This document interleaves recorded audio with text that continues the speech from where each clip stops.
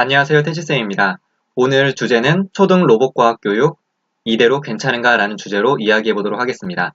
1부에서는 현 상황과 문제점을 분석해보고 2부에서는 대안을 제시하도록 하겠습니다.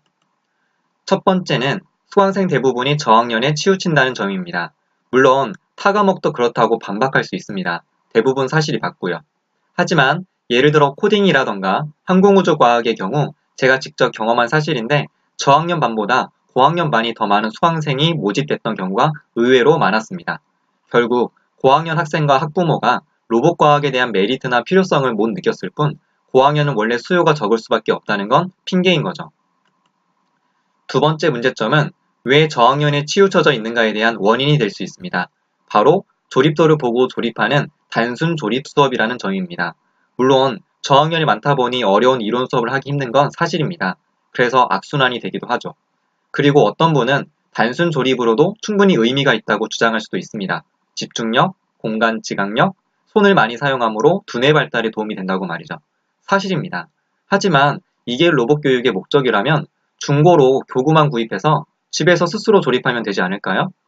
집이 아닌 학교에서 또 강사료를 받으면서 수업이란 타이틀을 걸고 이루어지는 거라면 조립과 놀이를 넘어서 교육적 요소가 반드시 필요하다고 저는 생각합니다. 로봇과학 시간에 단순 조립만 한다면 제 아이라도 수업시키고 싶지 않습니다. 세 번째 문제점은 강사의 전문성이 결여되었다는 것입니다. 왜냐하면 공학이나 자연과학 계열 외에 비전공자가 더 많기 때문입니다. 물론 다른 과목도 초등학생을 대상으로 하는 강의 같은 경우에 비전공자가 하기도 하지만 그러려면 강사 교육이라도 제대로 되어야 합니다. 그럼 강사 교육은 체계적일까요? 제대로 이루어질까요? 전혀 그렇지 않습니다. 강사 교육은 자격증 장사로 변질되었고 로봇 사용법 위주의 단순한 교육입니다. 안타까운 부분이죠. 네 번째는 본사의 교육 지원이 미비하다는 점입니다. 항공우주과학의 경우 본사에서 주차별 수업 때 바로 활용할 수 있는 PPT를 제작해서 배포하는데 로봇의 경우에는 거의 찾아보기가 힘듭니다. 특히 중소형 업체일수록 교구만 판매하고 후속 교육에 대한 지원은 미비합니다. 그러다 보니 강사 개인의 역량이 매우 중요해서 강사에 따라 수업의 질 차이가 특히 심하게 나타납니다. 마지막 다섯 번째는 하드웨어 스펙에 치우친 로봇 교구제 개발입니다.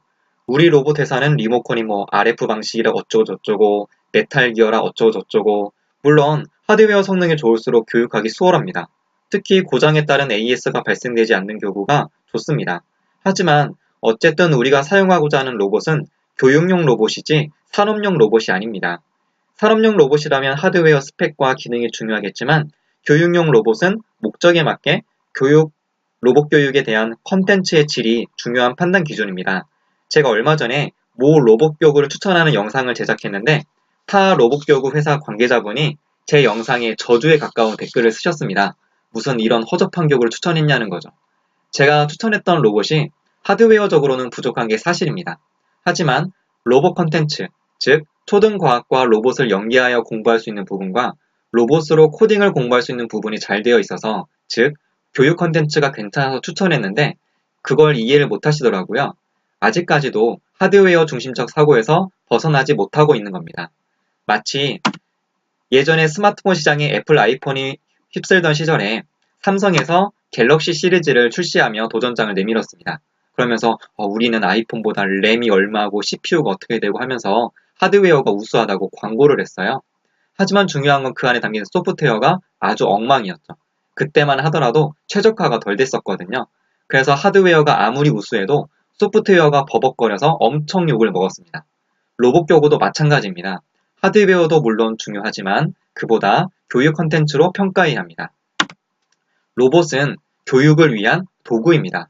도구도 중요하지만 그보다 그 도구를 어떻게 활용할 것인가 이것을 고민해야 됩니다. 하지만 대한민국 로봇 교육엔 도구만 있고 정작 중요한 도구의 활용 방법에 대한 고민은 빠져 있습니다.